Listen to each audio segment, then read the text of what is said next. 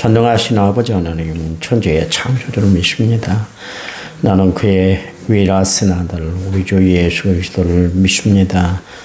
그는 성령으로 잉태되어 동정녀 마리아에 나시고 본디오 빌라도에게 고난을 받아 십자가에 못 박혀 죽으시고 장사된 지 사흘 만에 죽은 자 가운데서 다시 살아나셨으며 하늘에 오르시어 전능하신 아버지 하나님 우편에 앉아 계시다가 거기로부터 살아있는 자와 죽은 자를 심판하러 오십니다. 나는 성령을 믿으며 거룩한 공교회와 성도의 교제와 죄를 용서받는 것과 몸의 부활과 영생을 믿습니다. 아멘. 찬송가 543장입니다. 543장.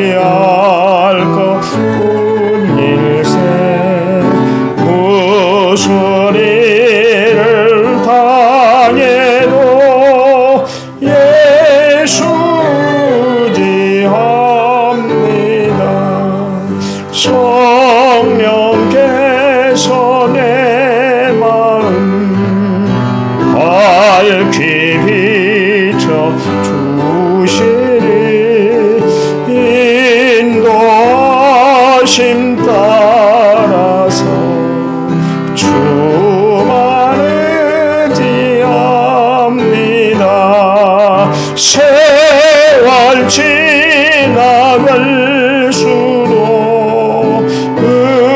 의지할 것뿐일세. 무수리를 당해도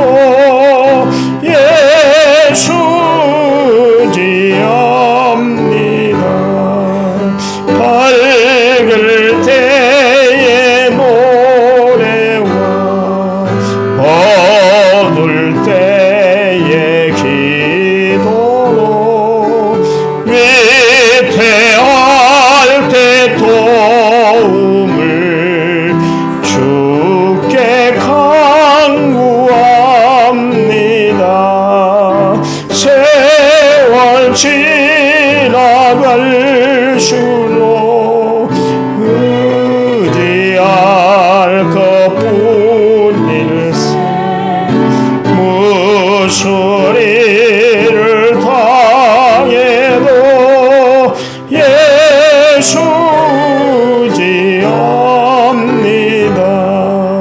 생명이 있을 동안에 예수지옵니다. 천국 올라가도록 의지할 것뿐일세. 세월 지나갈수록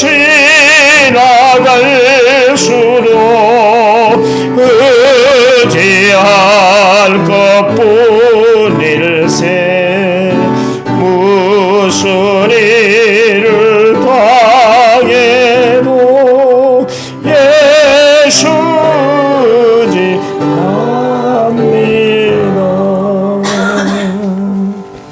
아멘.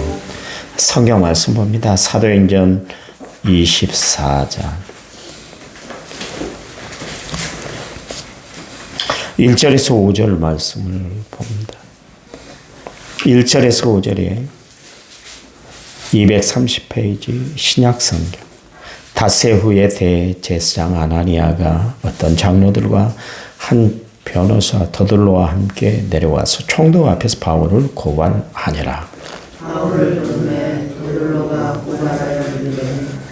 펠릭스 각하여 우리가 당신을 힘입어 태평을 누리고 또 이 민족이 당신의 선견으로 말미암아 여러 가지로 개선된 것을 우리가 어느 모양으로나 어느 곳에서나 크게 감사하나이다.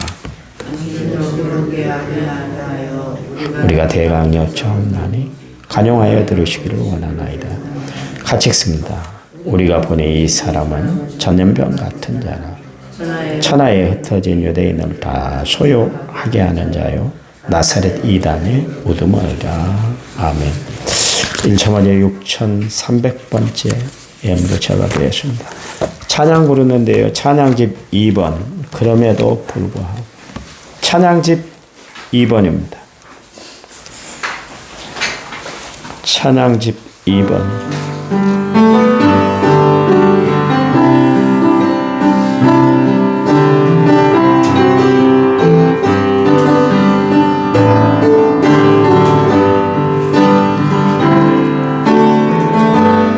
마음속에 어려움이 있을 때 마음속에 어려움이 있을 때 마음속에 어려움이 있을 때 내게 만져서 내 마음을 만지고 주님 앞에 나올 수 없을 때 주님 앞에 나올 수 없을 때 주님 앞에 나올 수 없을 때 주님 날 먼저 안으시네. 그럼에도 불구하고 날 사랑하신 내 하나님의 사랑 나의 모든 걸 넣고 그럼에도 불구하고 날 알아주신 내 하나님 아버지라 부르죠.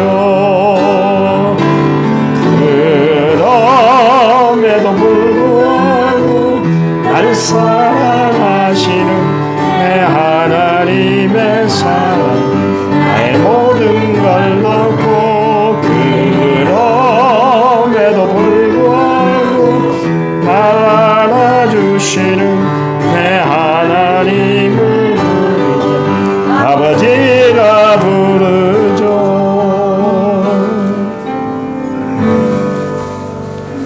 늘 하나님 때문에 감사하시기 바랍니다.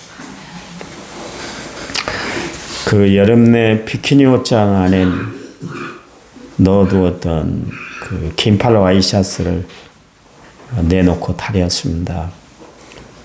그냥 입을 수 없이 구겨진 와이셔츠에 물을 뿌리면서 다림질을 하니까 와이셔츠가 펴지고 입을 수 있게 되더라고요.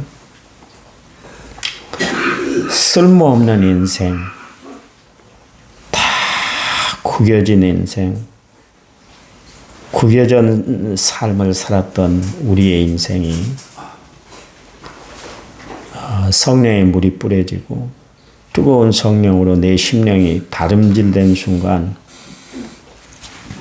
내 인생이 펴지고 멋진 인생이 되는 줄 믿으시기 바랍니다. 항상 우리는 언제 어디서나 어느 때든지 성령이 우리를 다스려 주셔야 돼요. 성령이 우리와 함께 주셔야 되는 줄 믿으시기 바랍니다. 여러분에게 하나님은 어떤 하나님이세요? 나에게 하나님은 살아 역사하시는 분이에요. 저는 이 하나님이 살아계시기 때문에 그분 앞에 나와서 기도하고 찬양 드리고 그분께 예배를 드리는 삶을 살아가고 있어요. 그분은 내 찬양을 받으시기에 합당하신 분이세요. 내가 드리는 예배의 대상이 되시는 분이시기 때문에 그렇습니다. 기독교는 뭐 타 종교들처럼 수양의 종교가 아니에요.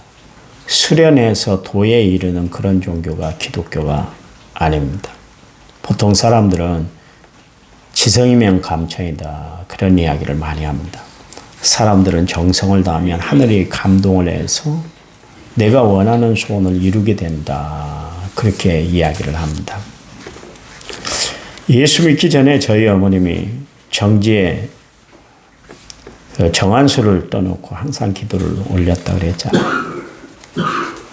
어렸을 때 궁금했어요. 그래서 새벽 일찍 일어나서 깨끗한 옷 입으시고 그 깨끗한 물로 머리를 다 이렇게 다듬고 정갈하게 하셔가지고 그 정한수 앞에서 자꾸 이렇게 비는 모습을 보고 도대체 누구에게 비는 거예요, 어머니? 그렇게 물은 적이 있었습니다. 저는 그때 이제 교회를 다녔으니까요. 그냥 천지신명님께 빌어 그런 이야기를 하다고 비나이다 비나이다 천지신명님 비나이다. 천지신명이 뭡니까? 하늘과 땅의 조화를 주재하는 온갖 신령을 뜻하는 건데요. 그러던 어머님이 결국 우리의 전도를 받아서 교회를 나오시게 됐죠. 그러면서 기도의 대상이 달라졌습니다. 분명해졌어요. 그때는 모르겠어. 그냥 사람들이 다 천지신명께 기도하라고 그래서 내가 정성을 다해 기도하는 거야 그랬는데 예수를 믿고 나서 기도하는 대상이 달라졌더라고요.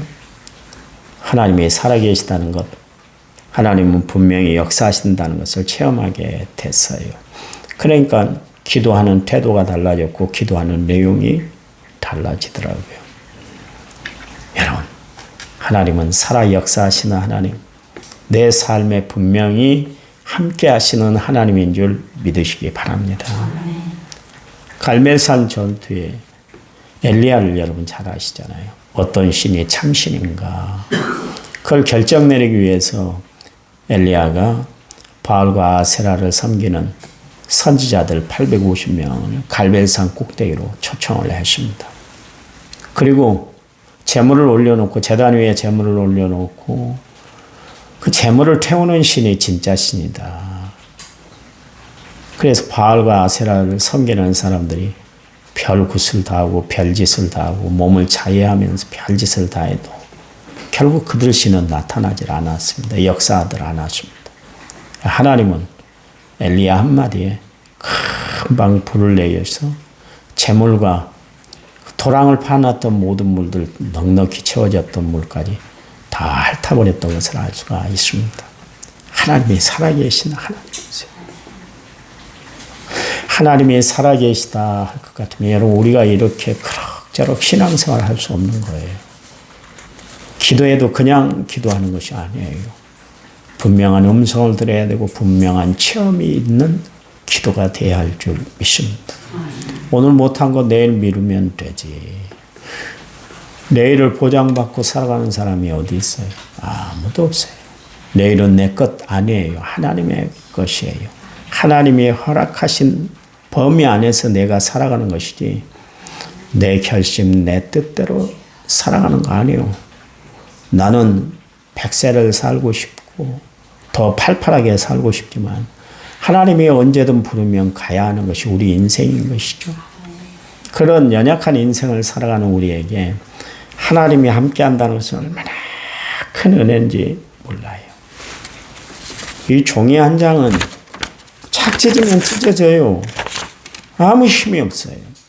근데 이 종이가 보세요. 이 책 표지에 종이 한 장이 붙어 있는데 찢을래 해도 찢어집니까? 아니잖아요. 이 껍데기가 단단하기 때문에 이게 붙어 있는 이 종이는 비록 한 장의 연약한 종이지만 이 단단한 표지 때문에 찢어지질 않아요. 연약한 우리 인생이 하나님께 딱 접착이 돼서 붙어 있으면 세상의 어떤 힘으로도 나를 무너뜨릴 수가 없는 거예요. 그래서 바울이 로마서 8장 32절 말씀에서 38절까지 말씀에서 그 말씀을 하잖아요. 세상의 어떤 것에 어떤 힘, 어떤 무력으로도 이 하나님의 사랑에서 나를 끊을 수가 없어. 그랬어요. 여러분, 끝까지 하나님께 붙어있는 성도들이 되시기를 간절한 마음으로 부탁을 드립니다. 그러면 하나님의 능력이 내 능력이 될 거예요. 우리 찬양가 가사처럼 복음성가 가사처럼 하나님의 성품이 내 인격이 되는 놀라운 역사가 나타날 줄 믿으시기 바랍니다. 오늘 본문의 말씀에 읽지는 않았습니다. 5절 6절 말씀 6절을 읽지 않았죠. 거기 보니까 변호사 더둘로가 벨릭스에게 바울을 고소하는 장면이 3가지가 나옵니다. 이런 죄를 지어서 우리는 당신에게 이렇게 고소를 하고 있습니다. 고발을 하고 있습니다. 이 고발 요건이 됩니다. 그러면서 이제 이야기를 하는 내용이죠. 우리가 보니 이 사람은 천년병 같은 자라 천하에 흩어진 유대인을 다 소유하게 하는 자요 나사렛 이단의 우두머리라. 그가 또 성전을 더럽게 하려 함으로 우리가 잡았사오니. 그 다음 7절 당신 친히 그를 신문하시면 우리가 고발하는 이 모든 일을 아실 수 있나이다 하니 유대인들도 이에 청구하여 이 말에 옳다 주장했다 그러셨다. 지금 바울을 도와주는 사람은 한 사람도 없었어요. 바울 주위에 바울에게 힘을 주는 사람은 한 사람도 없고 바울에게 다 손가락질하고 고발하는 사람만 있었어요. 얼마나 억울하겠어요. 얼마나 찹찹하겠어요. 바울이 평생 가슴에 품었던 사람들이 있는데 그 사람들이 누구냐면 유대인 동족이었어요. 그 사랑하는 마음을 배신 때리게 했던 사람, 사랑하는 마음에 치를 떨게 했던 동족이 유대인이었는데 불구하고 바울은 그 백성을 끝까지 버리질 않았어요. 이게 그리스도 예수 믿는 사람들의 마음이 돼야 돼요. 여러분, 예수 믿는 사람들에게는 원수도 없어야 돼요. 누구나 다 사랑할 수 있어야 돼요. 누구나 다 위해주는 마음을 가지고 살아야 되는 줄 믿으시기 바랍니다. 왜 바울이 훌륭합니까? 억울한 일 당했는데 불구하고 억울함을 표시하지 않았어요. 불편한 일을 당했는데도 불구하고 불편하던 기색을 얼굴빛에 나타내질 않았어요. 왜요? 그의 마음을 성령이 꽉 주관해 주셨기 때문인 줄 믿으시기 바랍니다. 우리 마음을 누가 주관해야 돼요? 성령이 주관하면 되는 거예요. 성령의 역사가 함께해야 되는 거예요. 그래야 돼요. 신앙생활 별거 있습니까? 저는 누누이 교회 목회하면서 느끼는 게 뭐냐면 신앙생활 별거 아니다 그런 생각을 합니다. 자기 신앙이 굉장히 좋은 것처럼 나타내고자 하고 막 그러는데 그 별거 있습니까? 하루아침에 신앙 무너진 사람들 많이 봤어요. 내 신앙 누가 지켜줘야 돼요? 하나님이 지켜줘야 성령이 다스려줘야 되는 줄 믿으시기 바랍니다. 이 마음을 가지고 살아야 돼요. 바울이라고 왜 감정이 없어요? 바울이라고 왜 기질이 없었겠어요? 바울의 기질을 알잖아요. 불편하면 불편하던 거 다 표현하고 살았던 사람 아닙니까? 예수님 때문에 완전히 변화됐어요. 이전에 바울은 십자가에 못 박아버렸잖아요. 오직 예수만 존귀하게 되길 원했던 것을 알 수가 있습니다. 여기 변호사 더둘로가 바울을 고소한 내용이 3가지가 나오는데요. 첫째는 소욕죄예요. 바울은 온천하에 있는 유대인들을 선동해서 말썽을 일으키는 자다. 더 심하게 이야기하면 반란을 일으키는 자다. 그런 이야기입니다. 그러니까 자기들의 그 종교적인 불만을 정치적인 성동으로 이렇게 뒤집어 씌워서 로마로 하여금 바울이 처형되도록 그렇게 온갖 짓을 다 하고 있어요. 이게 지금만 있는, 우리가 살아가는 지금 현 정부에만 있는 것이 아니라 전에 2000년 전에 그 로마 사람들도 그랬어요. 인간의 마음은 똑같아요. 언제나 옛날이나 지금이나 똑같습니다. 그 인간의 마음 언제 좋아집니까? 교육 많이 했다고 좋아집니까? 우리나라가 세계에서 학력으로는 1등이라 하잖아요. 최소한 고등학교는 다 나오잖아요. 대학은 옛날에 대학 다닌다 그러면 막 우러러보고 집에서 대학 다니는 것이 그 집안의 자랑거리였잖아요. 왜냐면 대학 다니기가 힘드니까 논 팔고 밥 팔아서 자식들을 도와주고 그렇게 해서라도 대학을 보냈잖아요. 그러면 그 집안의 명예가 되기 때문에 그랬잖아요. 요즘 대학 안 다닌 사람은 어디 있습니까? 다니기 싫어서 가기 싫어서 다른 일을 하고 싶어서 대학을 안 가는 거지. 다 대학 나왔습니다. 이렇게 학력이 좋아지면 나라가 살기가 좋아지고 사람들의 심성이 변화가 돼야 될 거 아니에요. 왜냐하면 많이 배웠으니까. 많이 배운 값을 해야 될 거 아니겠어요. 근데 사람들은 갈수록 타락하고 더 못되져 가고 있잖아요. 세상의 학문이 인간을 변화시키는 거 아니에요. 하나님이 성령님이 다스려야 변화가 되는 줄 믿으시기 바랍니다. 여러분 자녀들 키워봐서 알지만 잔소리로 변화됩니까? 잔소리한 대로 부모가 말한 대로 자식이 이야기하면 세상에 이렇게 살아갈 자식이 어디 있습니까? 근데 잔소리한 만큼 따라줍니까?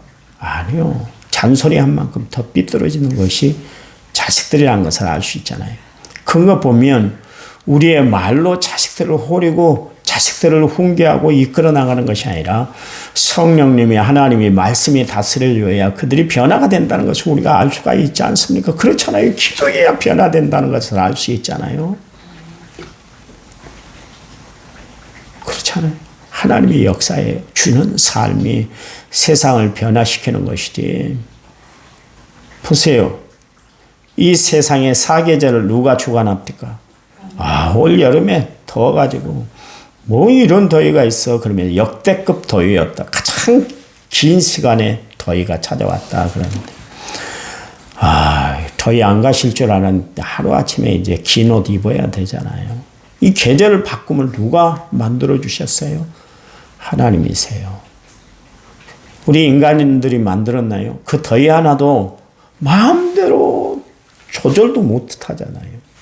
이스라엘 백성들을 광야 생활할 때 하나님께서 구름 기둥 불 기둥으로 인도해 주셨잖아요. 더위도 막아주시고 추위도 막아주시고 주야로 보호해 주셨잖아요. 누가 우리를 지켜주시고 누가 우리를 변화시키고 누가 우리의 삶 인생의 계절을 변화시켜 주시겠어요? 하나님밖에 없는 줄 믿으시기 바랍니다. 그래서 우리는 하나님만 의지하고 하나님만 바라봅니다. 이 고백을 드릴 수밖에 없는 거예요. 두 번째는 이 터툴로가 아나니아의 그 조종을 받아서 이야기를 하는데 두 번째는 이런 이야기를 했습니다. 나사렛 이단의 개수다. 옛날 성경의 개수다 그랬는데 우두머리다. 그런 이야기입니다. 나사렛이란 것은 뭐냐면 예수님이 탄생하신 이후에 줄곧 자라났던 것이 나사렛이잖아요. 나사렛 정말 후미진 곳입니다. 당시에 그 예수를 믿는 모든 사람들이 예수님의 제자들을 이야기할 때 나사렛 예수의 제자들이다 그러면서 이야기를 했는데 그 거의 좋은 이야기가 아닙니다. 시골 촌뜨기다 그런 이야기입니다. 그러니까 이 유대인들이 이야기하는 나사렛 예수라는 것은 거짓 메시아다 그런 뜻을 거기다 담고 이야기를 하는 거예요. 세 번째는 성전을 모독하는 죄를 지었다 그렇게 이야기를 했습니다. 사실 성전 모독죄는 로마의 법에 저촉되는 것은 아닙니다. 그런데요, 지금 터투로가 아나니아 대제사장의 이야기를 전하면서 가장 각양아양을 다 떨고 있어요. 무슨 이야기냐면 성전 모독죄는 유대인의 법이고 로마 법은 아니잖아요. 우리 법으로 처결할 수 있는데 당신을 높이려고 이렇게 로마법에 저를 저촉하기 위해서 데리고 왔습니다. 그러니 우리는 법도 당신의 법 아래에 있습니다. 그런 이야기요. 가장 각양악양을 다 떠는 거예요, 지금. 어떻게 해서는 바울을 죽이려고 별 이야기를 다 하고 있는 것입니다. 그러니 지금 천부장 루시아가 이 바울을 예루살렘에서 로마로 데리고 온 것은 부당한 것입니다. 그 이야기까지 이야기를 한 거예요. 더둘로는 그런 이야기들, 이 세 가지 바울이 지은 죄 때문에 처벌을 받아야 되고 또 반드시 죽어야 할, 사형당해야 할 사람입니다. 그런 이야기를 하고 있습니다. 바울이 그 이야기를 들을 때 얼마나 마음이 아팠겠어요. 얼마나 견디기 힘들었겠어요. 그런데요, 세상에 부당한 일을 당한다 할지라도 바울은 끝까지 자신을 지켜낼 수 있었어요. 왜? 그의 마음속에 십자가가 중심을 잡아주었기 때문에 그래요. 여러분, 흔들리기 쉬운 여러분, 조그만 일에도 정말 마음 가눌 줄 모르고 살아가는 여러분 중심을 십자가가 붙잡아 주시기 바랍니다. 십자가가 여러분 중심이 되시기 바랍니다. 십자가 중심 잡고 살아가면 흔들리지 않을 줄 믿습니다. 하나님 감사합니다. 주님 감사합니다. 주 의지하고 주 바라보고 하나님 의지하며 살아가는 저희들, 우리 중심에 하나님의 말씀이 중심되게 하시고 우리 중심에 십자가가 중심이 되게 하셔서 어떤 어려운 시련, 역경, 환난을 당한다 할지라도 흔들림 없이 주를 위해서 살아가는 저희들 되도록 도와주시옵소서. 하나님이 우리의 마음을 굳게 붙잡아 주시면 모든 일이 합력하여 선을 이루어 나갈 줄 믿습니다. 이제는 길이요 진리요 생명 되신 우리 주 예수 그리스도의 은혜와 하나님 아버지의 지극하신 사랑과 성령님 위로교통은혜 충만한 역사가 오늘 말씀을 모든 성도들 위에 이제부터 영원토록 함께 하시기를 간절히 축원하옵나이다. 아멘. 아멘. 합심해서 기도합니다.